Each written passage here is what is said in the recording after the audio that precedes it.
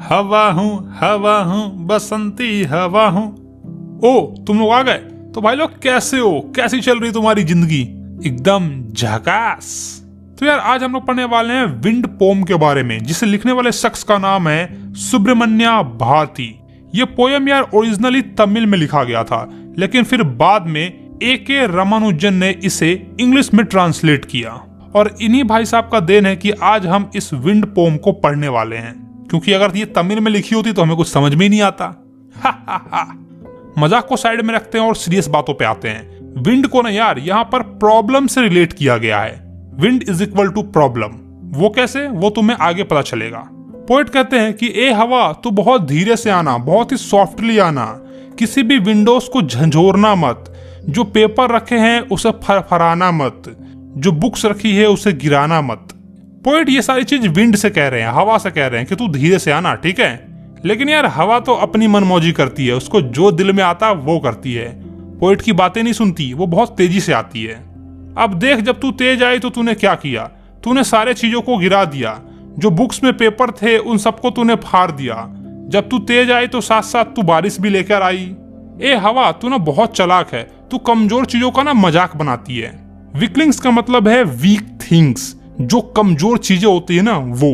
तू तेज आई तो तेरे आने की वजह से जितने भी कमजोर चीज थे वो टूट गए, जितने भी कमजोर घर थे वो टूट गए, जो दरवाजे कमजोर थे वो सारे टूट गए, जो पिलर्स थे वो ढह गए, लकड़ियां टूट गई, जो बॉडीज थी, जो कमजोर बॉडीज थी, बॉडी का मतलब यार इंसान का बॉडी, जो कमजोर व्यक्ति थे वो भी टूट गए। हवा की वजह से कमजोर व्यक्ति कैसे टूट सकता है?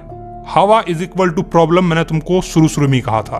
पोएट का यहाँ पर यह कहने का मतलब है कि जब प्रॉब्लम्स आती है तो वो कमजोर व्यक्ति को तोड़ देती है, अंदर से झंझोर देती है। तेरे आने की वजह से पूरी की पूरी लाइफ खराब हो गई।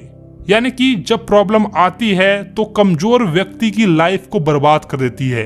उसकी लाइफ में इतनी सारी प्रॉब्लम्स आती है, इतनी सारी प्रॉब्लम्स आती है कि वो टूट जाता है बेचारा। तूने कमजोर दिलों को भी तोड़ दिया, यानी कि जो लोग दिल से कमजोर थे, जो इमोशनली वीक थे, उन सबको भी प्रॉब्लम्स जब आती है हमारे लाइफ में तो तोड़ देती है। पोएट हमें इस पोम के माध्यम से ये समझाने की कोशिश कर रहे हैं कि जो इंसान फिजिकली कमजोर होता है, मेंटली कमजोर होता है, इमोशनली कमजोर होता है, उसको कोई भी आकर तोड़ सकता है। उसके लाइफ में जब भी प्रॉब्लम्स आएगी तो वो उस इंसान को तोड़ देगी, अंदर ही अंदर उसको और ज्यादा कमजोर बना देगी। वो इन सारे प्रॉब्लम्स को झेल नहीं पाएगा और उसकी वजह से उसकी पूरी की पूरी लाइफ खराब हो जाएगी। आगे वो लिखते हैं, the wind god winnows and crushes them all. Winnows यार एक तरह की टेक्निक होती है जिससे यार हम लोग अनाज को और कचरे को अलग अलग सेपरेट करते हैं। तुमने देखा होगा कि यार गांव वगैरह में जो औरतें होती हैं, ठीक है, वो सूप लेकर और ऊपर से अनाज को नीचे की ओर गिराती है। तो जो भी भारी चीज होता है वो तो नीचे गिर जाता है और जो हल्का चीज होता है वो हवा के मारे उड़ जाता है। आजकल तो हवा उतनी बहती नहीं है तो लोग पंखा लगा के ही काम चला लेते हैं। मतलब यार सूप में या फिर किसी भी चीज में लेकर अनाज को ऊपर से गिराएंगे तो हवा के कारण जो भी स्ट्रांग चीज होगी वो तो नीचे ही आ जाएगी, और जो हल्की चीज होगी, जो वीक चीज होगी, कमजोर चीज होगी, वो सब उड़ जाएगी। और इससे अनाज और अनाज का जो कचरा है वो अलग अलग सेपरेट हो जाएगा।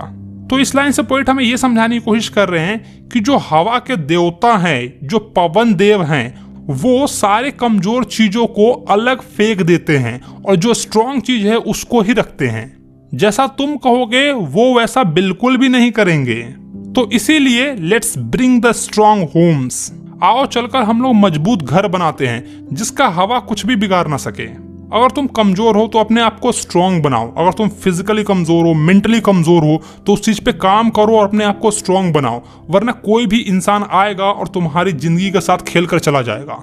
जस्ट लाइक विंड, हवा आता है और कमजोर चीजों को तोड़ कर चला जाता है, वैसे ही अगर तुम फिजिकली मेंटली कमजोर रहोगे तो कोई दूसरा इंसान आएगा और तुम्हें तोड़ कर चला जाएगा। अगर तुम इमोशनली कमजोर होगे तो कोई आएगी तुम्हारी जिंदगी में, दिल के साथ खेल के चली जाएगी। अगर तुम फिजिकली कमजोर रहोगे तो कोई आएगा, दो चार लप्पर लगाएगा और चला जाएगा। तो इसीलिए अपने आप को स्ट्रांग बनाओ, फिजिकली भी, मेंटली भी और इमोशनली भी। स्टडी फास्ट का मतलब है कि अपने अंदर कोई भी बदलाव न लाना। स्ट्रांग रहना, तुम अपने हार्ट को इतना स्ट्रांग बनाओ कि कोई दूसरा आकर अगर तुम्हारा कान भी भरे तो तुम उसकी बातों में ना आओ, अपने एटीट्यूड को चेंज ना करो, अपने माइंड को चेंज ना करो। वरना अगर तुम दिल से कमजोर रहोगे ना तो कुछ लोग आएंगे तुम्हारे कान में उल्टा सीधा भरेंगे और तुम्हारा माइंड ऑफ स्टेट चेंज हो जाएगा।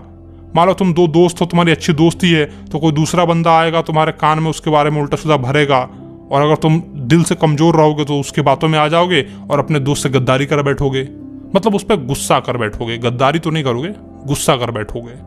तो इसीलिए दिल से दिमाग से इतने मजबूत हो जाओ कि चाहे कोई दूसरा बंदा आके कुछ भी कहे, अपना माइंड तुम चेंज ना करना, ठीक है। और अगर तुम ऐसा करोगे, अपने आप को स्ट्रांग बना लोगे, तो जो विंड है ना वो तुम्हारा फ्रेंड बन जाएगा। क्योंकि हवा ना छोटे मोटे आग को बुझा देता है, लेकिन अगर वही आग स्ट्रांगर हो जाए, बहुत ज्यादा बड़ा हो जाए, जिसकी जंगल वगैरह में लग गया आग, तो हवा उसका दोस्त हो जाएगा, और जैसे ही हवा बहेगी तो वो आग ना और जलने लगेगा। इसका दूसरा अर्थ ये है कि प्रॉब्लम जब आती है ना तो वीक इंसान को तोड़ देती है, वीक इंसान को और वीक बना देती है, लेकिन जो इंसान स्ट्रांग होता है ना उसको और स्ट्रांग बना देती है। कैसे? मान लो तुम्हारे लाइफ में प्रॉब्लम आई और तुमने उसको सॉल्व कर लिया, तो एक बार सॉल्व करने के बाद तुम्हें पता चल गया कि हाँ इस प्रॉब्लम को तो ऐसे सॉल्व करेंगे, तो तुम और स्ट्रांग हो गए। फिर तुम्हारी लाइफ में और प्रॉब्लम्स आई, तुमने उसको भी सॉल्व किया, फिर और आई, फिर उसको भी सॉल्व किया, तो एक पॉइंट ऑफ पीरियड के बाद तुम्हें सारे प्रॉब्लम्स को सॉल्व कर लिया और तुम और ज्यादा स्ट्रांग हो गए। तो प्रॉब्लम्स हमेशा कमजोर इंसान को कमजोर बना देती है और स्ट्रांग इंसान को स्ट्रांग बना देती है। तो इसीलिए अपने आप को स्ट्रांग बनाओ, अपने आप को मजबूत बनाओ।